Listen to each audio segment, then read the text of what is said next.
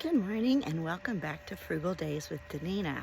I am an early retired teacher living on my teacher's retirement and living frugal every day and loving every minute of it. I am currently in Eureka Springs, Arkansas on a little trip with some other retired teachers, and I'm going to share with you today a few of the ways that I afford to travel as a retired teacher on a budget. It's just beautiful here, so I'm kind of panning you around so you can see what's behind me. I'm going to turn this camera around in a moment and show you what I'm seeing as I'm on my morning walk. Thanks for joining us. All right, I'm going to try not to move too fast.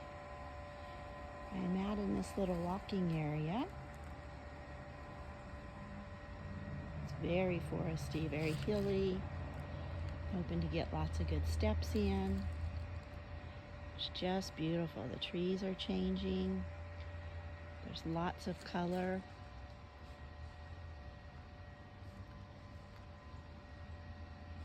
Gorgeous. All right. Here's a little bit more.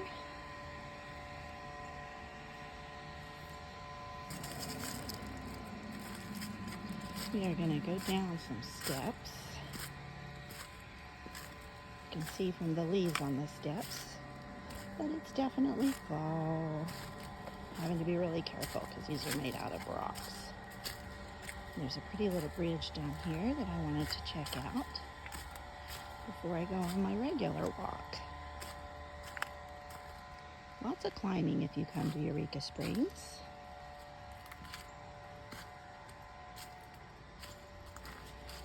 Well, there's no water in the little creek right now, but it certainly is pretty.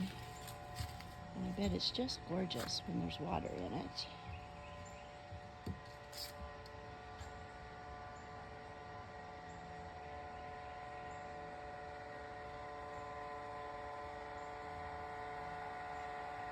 Getting ready to go up those steps.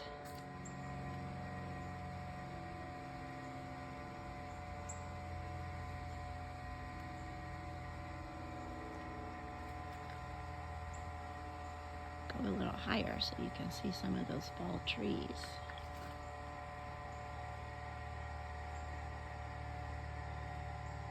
So pretty. I ask for your forgiveness for my loud breathing, but I just climbed all the way back up from that lower area that I saw and showed you.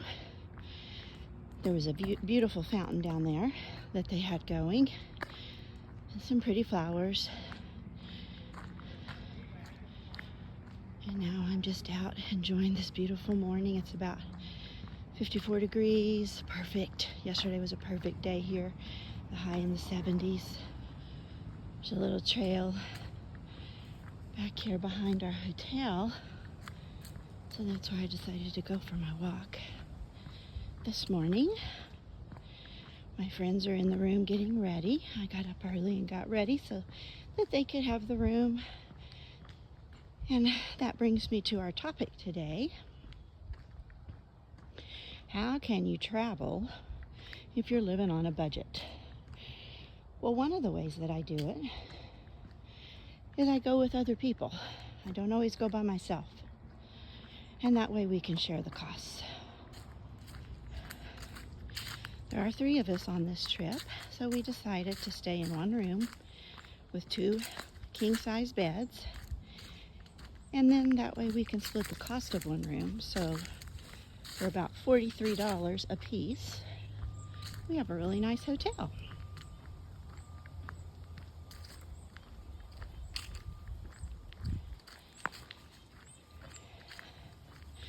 I also chose a hotel that would be serving breakfast included in that price.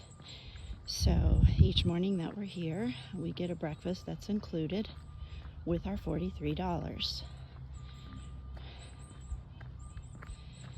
I bring snacks with me for when you're back in the room at night watching TV. If they didn't have free breakfast, I would bring my breakfast food with me.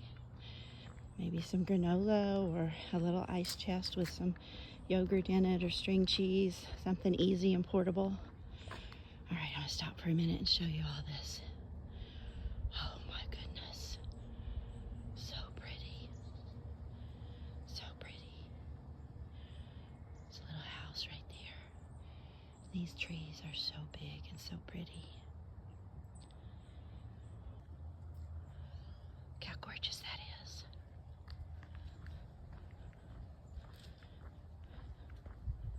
Just walking along this little country lane. People that live here are so blessed to have this year-round. It's close to town, but you still feel like you're kind of in the country. You don't have neighbors right on top of you where these folks live.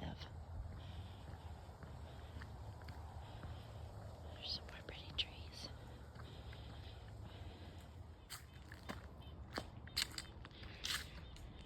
Another way that I'm able to travel as much as I do is that I drive to a lot of the locations, either in my car or in my motorhome, which of course gas is not cheap, neither is diesel for my motorhome, but I can budget for that and plan for that.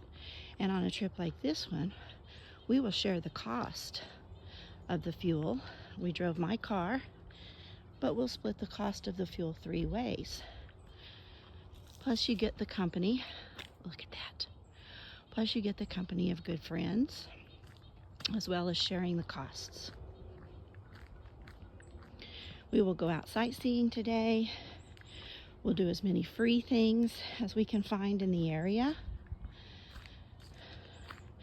When I travel in my motorhome, I always know my destination, so I can estimate the cost of diesel, how many miles it's going to be, and how long I need to save for that trip.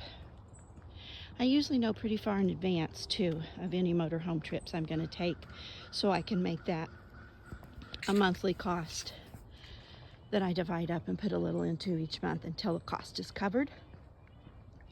The campgrounds I stay in when I take my motorhome are generally not too expensive. Another thing, if I'm in my motorhome and I'm with one of my camping clubs, we share meals usually. We do like potluck where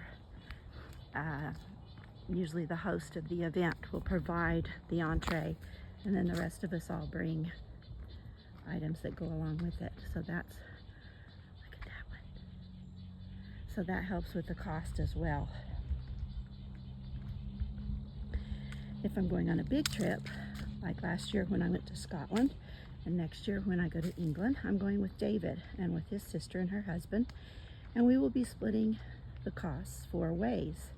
Plus, I've known for almost 2 years that we're going to go to England, so I've been setting money aside every month for that, so that by the time the trip arrives, I have the money saved for that.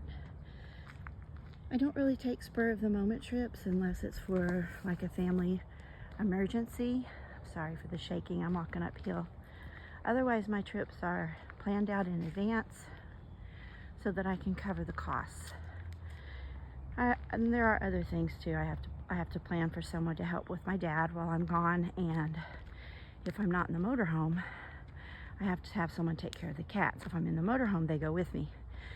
But if I'm driving in the car or in someone else's car, or I'm flying somewhere, that's so pretty, then I have to have somebody come over every day and take care of my cats. So those are all considerations as well as the financial. But because travel is important to me, I make that a priority when I'm saving. I have a travel fund that I contribute to for whatever I have coming up in the next year or 2.